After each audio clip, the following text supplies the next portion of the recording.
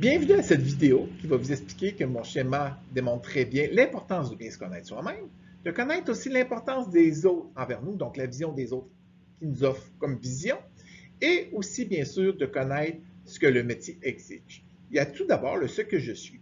D'un côté, il y a le soi, ma vision, mon reflet dans le miroir que je vois moi-même, et il y a aussi la vision des autres, donc d'autrui, donc qu'est-ce qui me retourne comme information de mon moi-même. Donc les deux, on retrouve la vision similaire, donc c'est parfait, mais il y a aussi la vision divergente, un certain décalage. Il faut y porter attention car il pourrait y avoir un certain déni ou rejet de ma part. C'est à moi à transmettre la meilleure image possible afin que le retour soit adéquat. Donc, tout ça, donc vision similaire et vision divergente, permet de créer ou de développer mon identité personnelle ainsi que mon identité professionnelle. Je dirais qu'une vient modifier l'autre, donc l'identité personnelle vient modifier bien sûr mon identité professionnelle, mais l'identité professionnelle vient aussi teinter celle personnelle. Donc, les deux sont construites par rapport à mes valeurs, mes croyances, mon appartenance, la socialisation que je fais, l'héritage familial, etc. Mais aussi, principalement, peut-être l'identité professionnelle vient se créer par rapport à mes formations, mes expériences, mes accompagnements, les réalisations que je fais, mes réussites, mais tout autant mes échecs. Les deux vivent en symbiose parce que mes valeurs, mes croyances, mon appartenance peut peut-être venir modifier certaines choses ou certains choix que je vais faire par rapport à mes formations ou autres, mais à l'inverse, certaines formations, accompagnement pourraient peut-être venir modifier mes croyances, déconstruire certains mythes ou me permettre de mieux construire certaines valeurs. À l'autre côté, on retrouve l'image du métier, ce que la profession exige. Il y a tout d'abord les compétences et savoirs, je pourrais même ajouter aptitudes et d'autres choses. Il y a tous les savoirs, agir, savoir-faire, savoir-être. Je retrouve aussi au niveau du leadership, l'engagement que je fais et le monde fond, le jugement qui est très, très important, les attitudes, la motivation et les fameuses compétences du conseiller pédagogique. Il y a aussi tout ce qui touche à la nature des tâches. Donc, autant dans l'expert du domaine qui est très important, donc dans mon cas, dans le numérique, et l'expert d'intervention, donc comment on va intervenir avec quel outil, surtout dans l'accompagnement, dans le changement, il y a toutes des techniques et des façons de faire.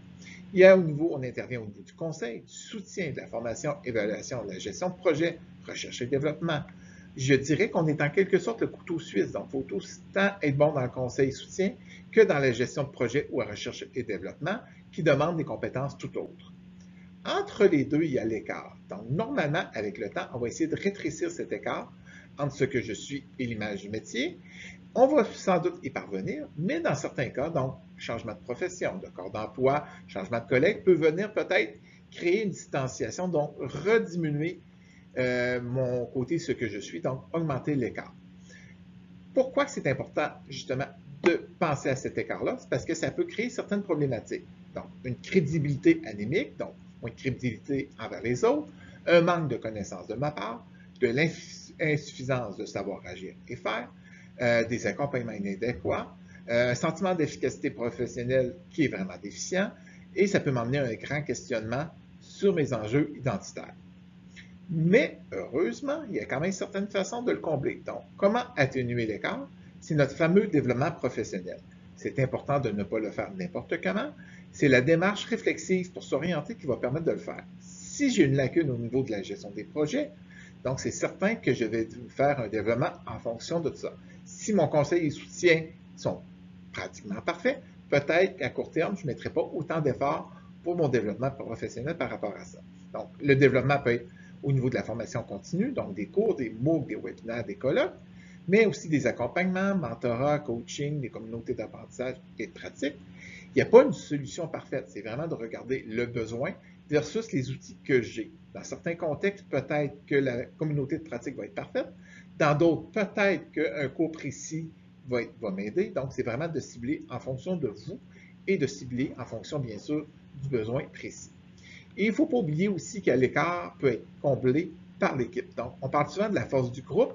Donc, il y a le développement professionnel personnel, mais aussi le développement professionnel collectif qu'il faut quand même miser.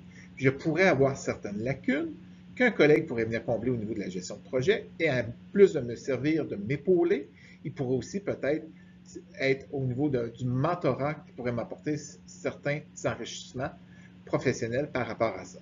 Donc, c'est en quelque sorte le résumé au niveau schématique de mon cours d'identité professionnel et de développement professionnel. Merci.